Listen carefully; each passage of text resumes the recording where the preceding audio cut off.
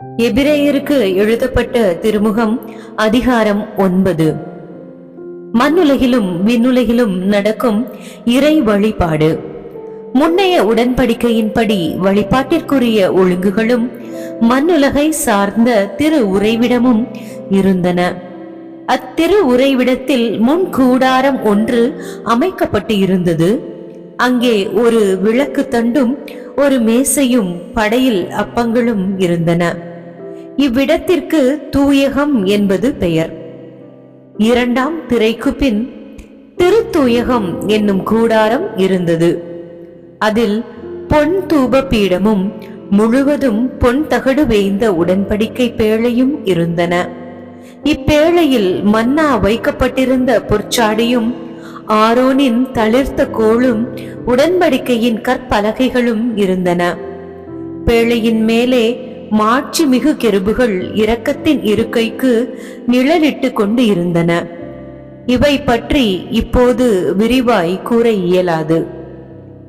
இவை இவ்வாறு அமைந்திருக்க, குருக்கள் தங்கள் வழிபாட்டு பணிகளை நிறைவேற்ற முன்கூடாரத்தில் மட்டுமே எப்போதும் நுழைவார்கள்.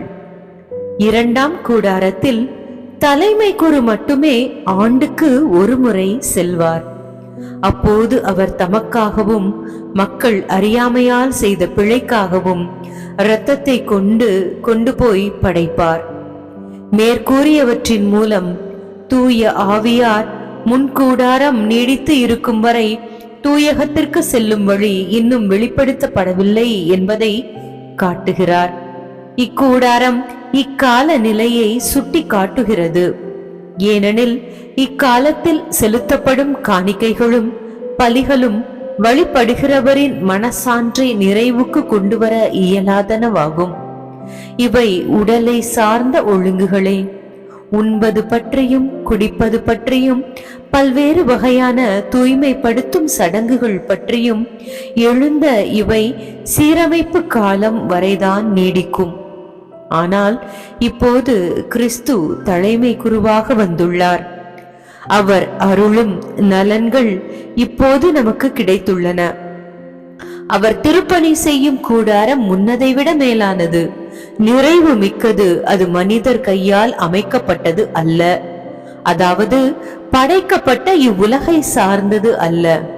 அவர் பலியாக படைத்த இரத்தம் வெள்ளாட்டு கிடாய்கள், கன்றுக்குட்டிகள் ஆகியவற்றின் இரத்தம் அல்ல, அவரது சொந்த இரத்தமே. அவர் ஒரே ஒரு முறை தூயகத்திற்குள் சென்று எக்காலத்திற்கும் என அதை படைத்து நமக்கு என்றுமுள்ள மீட்பு கிடைக்கும்படி செய்தார். வெள்ளாட்டு கிடாய்கள், காளைகள் இவற்றின் இரத்தமும் கிடாரியின் சாம்பலும் தீட்டுப்பட்டவர்கள் மீது தெளிக்கப்படும் போது சடங்கு முறைப்படி அவர்கள் தூய்மை பெறுகிறார்கள்.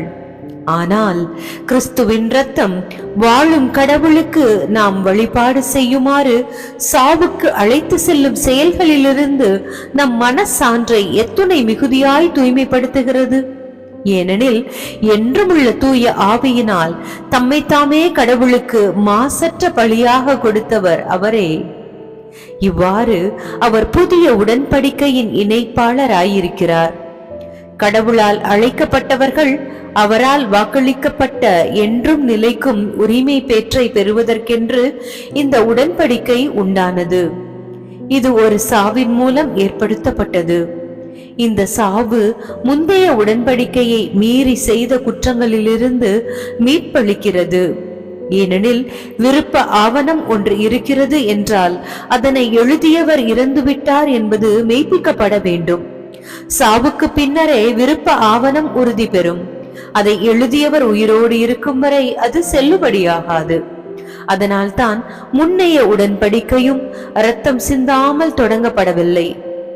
திருச்சட்டத்தில் உள்ள கட்டளைகளை எல்லாம் மக்கள் அனைவருக்கும் மோசே எடுத்துரைத்த பின் கன்றுக்குட்டிகள், வெள்ளாட்டு கிடாய்கள் இவற்றின் இரத்தத்தை தண்ணீரோடு கலந்து கருஞ்சிவப்பு கம்பளி நூலால் கட்டிய ஈசோப்பு செடியால் உடன்படிக்கை ஏட்டின் மீதும் மக்கள் அனைவர் மீதும் தெளித்தார்.